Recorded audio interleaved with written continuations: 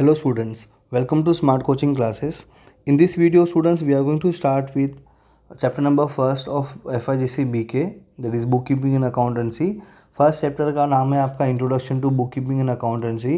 Part 1 हमने already सीखा है, मैंने अपलोड किया है पार्ट 1, जहाँ पे हमने introduction, meaning and definition of bookkeeping upload किया है आपके लिए। सो वो आप देख लीजिए एक बार, आपको क्लियर आइडिया मिल जाएगा कि बुककीपिंग होता क्या है। Okay, now in this video students we are going to start with objective of book keeping. कि आप बुक कीपिंग हम लोग जो प्रिपेयर करते हैं उसका ऑब्जेक्टिव क्या है, क्यों प्रिपेयर करते हैं, that we are going to see now. Okay, तो बहुत सिंपल है, स्टार्ट करते हैं। The main objective of bookkeeping is to keep a complete and accurate record of all the financial transactions.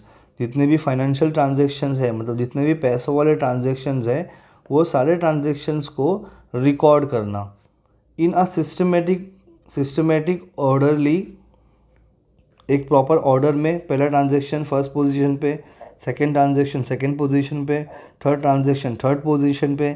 जो ट्रांजेक्शन आपने जिस डेट पे किया होगा उस डेट पे वो ट्रांजेक्शन को लिखना, इसको बोलते हैं सिस्टमेटिक ऑर्डरली लॉजिकल मैनर में सारे ट्रांजेक्शन्स को, ऑल द फाइनेंशियल ट्रांजेक्शन्स को वी हैव टू रिकॉर्ड।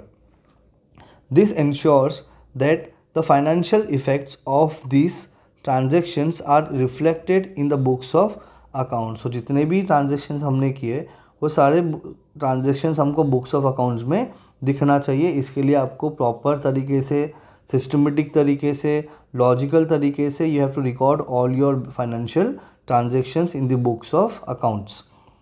आगे देखते हैं। Then second main objective is to ascertain the overall effect of all recorded transactions on the final statement of the company. तो जितने भी रिकॉर्ड आपने किए होंगे, जितने भी ट्रांजेक्शन्स को आपने रिकॉर्ड किए होंगे साल के आखिर में मतलब 31 मार्च साल ईयर एंड होता है, वहाँ पे उसके इफ़ेक्ट्स को चेक करना कि कितना आपने चीज़ों को रिकॉर्ड किया है, और उससे आपको इन्फॉर्मेशन मिलेगा कि कितना पैसा आपकी कंपनी में है, प्रॉफिट हो रहा है कि लॉस हो रहा है, ये सारी चीज़ें आपको पता चलेगी। Bookkeeping will eventually ascertain the final accounts of the company. Bookkeeping जो आप बनाओगे, बुककीपिंग से अभी आप धीरे धीरे आगे सीखोगे कि पहले आप लोग बुककीपिंग बनाओगे जहाँ पे you will write your journal entries. वो जर्नल एंट्रीज से आप सीखोगे लेजर बनाना। लेजर का मतलब होता है अकाउंट्स बनाना। उससे आप बनाओगे ट्रायल बैलेंस के बाद में आप बनाओगे बैलेंस शीट। तो ये सारी चीज़ें बनाने से आपको ये मालूम पड़ जाएगा कि आपकी कंपनी में आपकी कंपनी का नेट प्रॉफिट कितना है या नेट लॉस कितना है, आपके पास कितना असेट्स है, कितना कर्जा है आपके ऊपर, जिसको हम लाइबिलिटी बोलते हैं। ये सारी चीज़ों का आइडिया आपको मिलेगा। Namely the profit and loss account and balance sheet, मतलब बुक कीपिंग जो आप बनाओगे उससे आप जो अकाउंट्स बनाओगे उस अकाउंट से आपको मालूम पड़ेगा कि कंपनी का प्रॉफिट एंड लॉस कितना है, और it will help you to prepare your balance sheet also.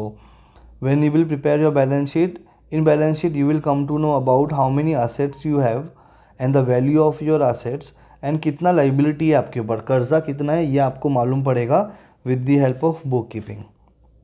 Okay, so ये था आपका objective of bookkeeping. So I hope you understand about the objectives of bookkeeping.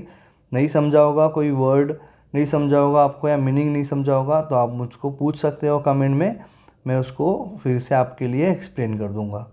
ठीक है, सो आज के लिए इतना ही रखते हैं student. Thank you so much.